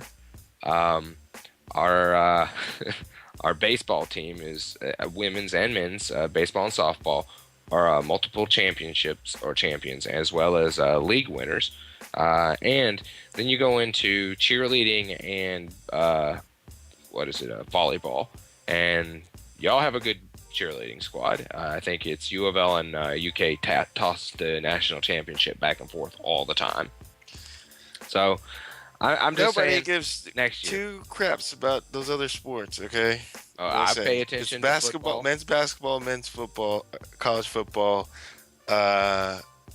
This is that's crazy. All these statistics. This is true trash talking rivalry going on. It's incredible, Sinister. The rivalry is ridiculous. It's a hatred. There's shirts that go in. They have already sold shirts here in Lexington saying that 8's greater than 2. for championships. Yeah, There but 2 is- divided 8 this year. It is just nuts. But let me just say, next year, Kentucky is already projected number 1. Oh yeah, but you can't cash your chips on a bunch of freshmen who coming out of high school, dude. Just telling you. I mean, yeah, I'll agree. I'll agree. I'm looking at really good statistics on these players coming out of high school. 5. You've lost 1. Who'd we lose? I can't remember. It was on ESPN a couple days ago, but it was one of the high school kids. And we think Andrew Wiggins may sign on to Kentucky. I don't know. He's the top recruit. But 5 out of 6 ain't bad. Right, but you all also lost y'all's top scorer for the season. He's to a transfer to Georgia. Harrell. Yeah, he was your highest scorer this year. Besides Noel, I don't think Noel's coming back next year. Yeah, Noel's projected to go out in the draft. Good. But football season's around the corner. We'll see what goes on with that. I'm pretty sure Louisville has an edge on that too. Anyway, sick of talking about Louisville. I'm going to move on. Other news in college basketball. Now, did you guys see the Rutgers head coach was fired? Mike Rice was fired under this, what they said was a undercover investigation by ESPN. Shows him yelling at the players, throwing balls, saying this stuff. Do you guys think it was right that this dude was fired? No. Why? 3 or 2 words. Bobby Knight. Enough said. What about you, Sinister? What did you think about Mike Rice and his firing at Rutgers? Them saying he was bullying the kids.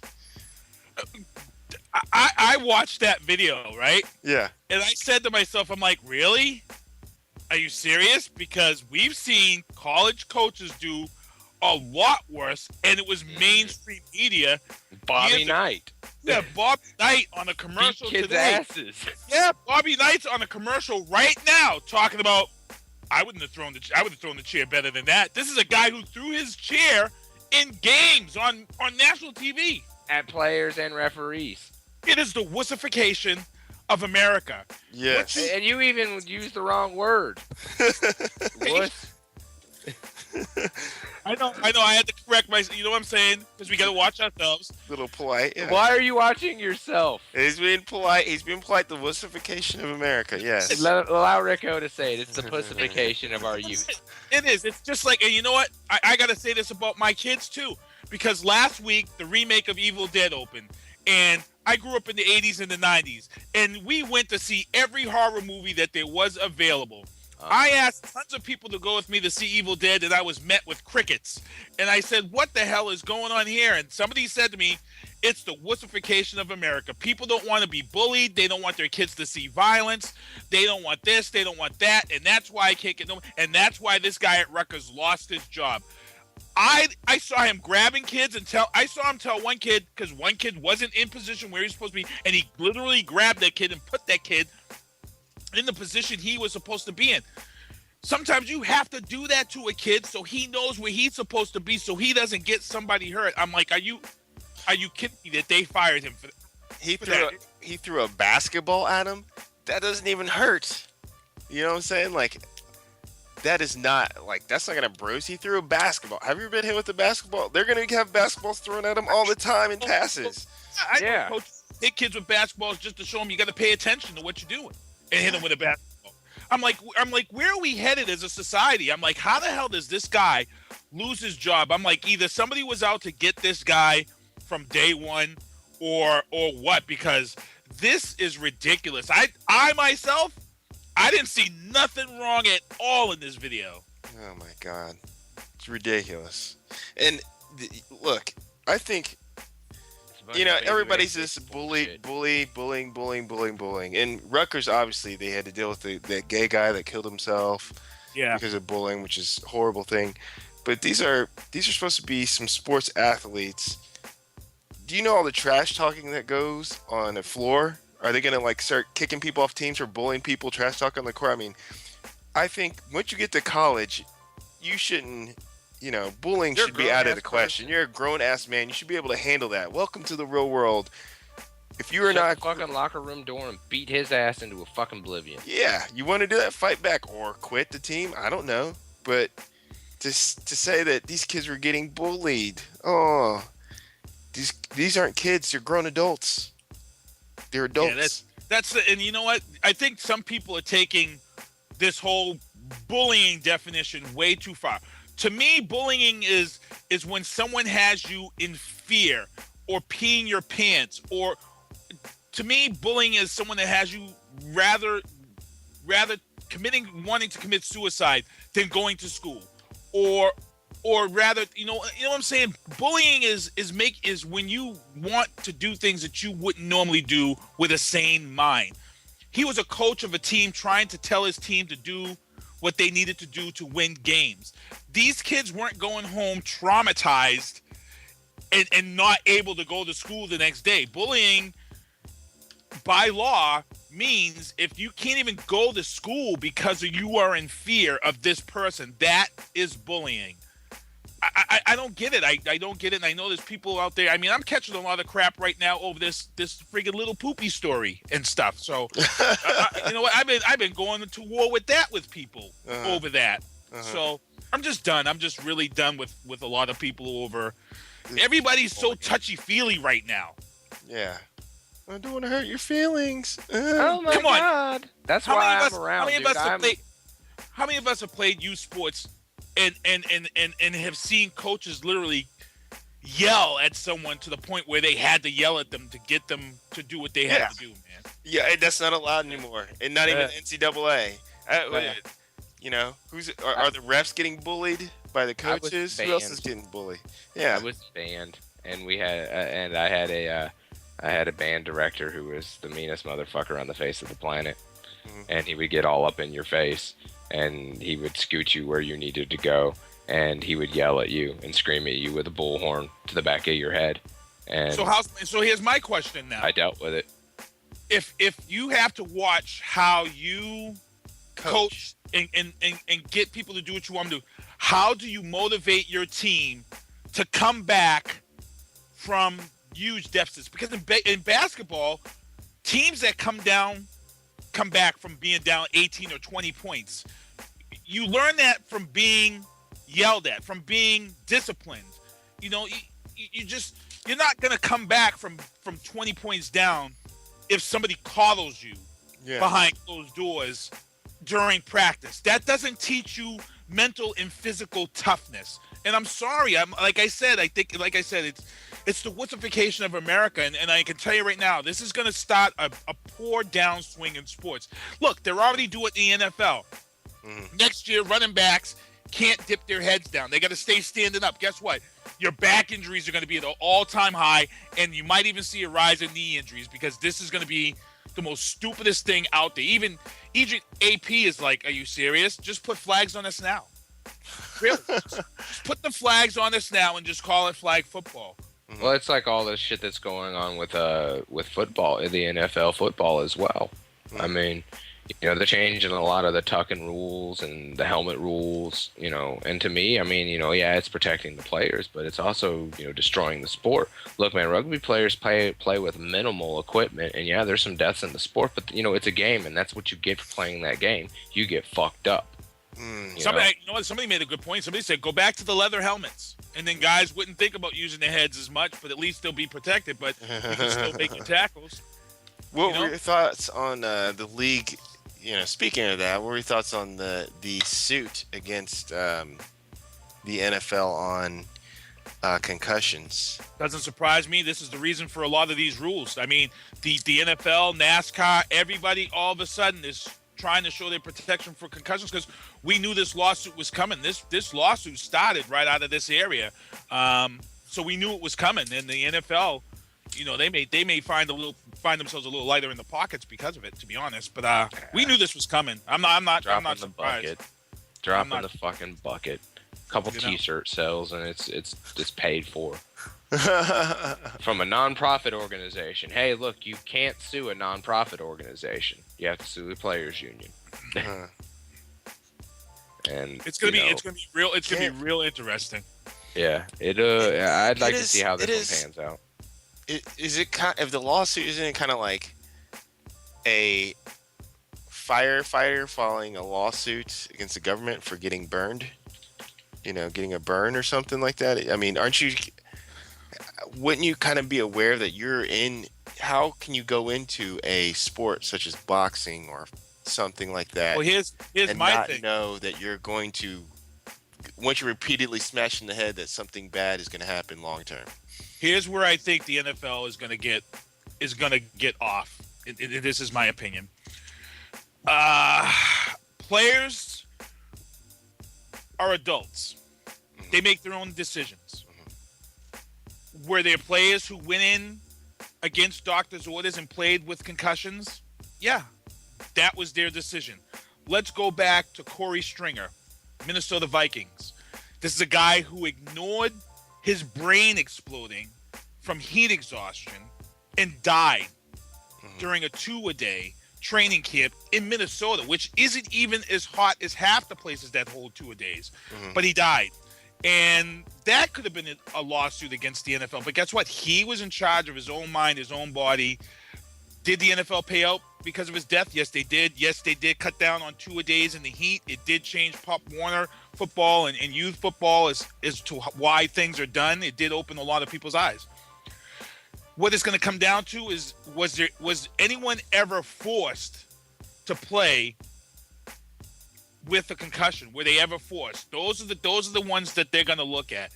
Guys are given a decision whether they want to go back in or not, and that's what's going to happen right there.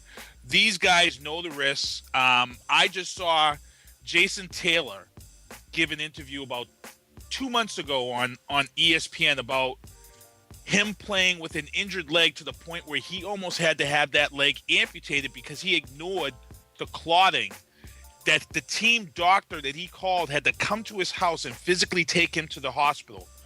And they said if he had not got there in time, he would have had to have had his leg amputated. But these guys are so worried about who's coming up behind them in the ranks.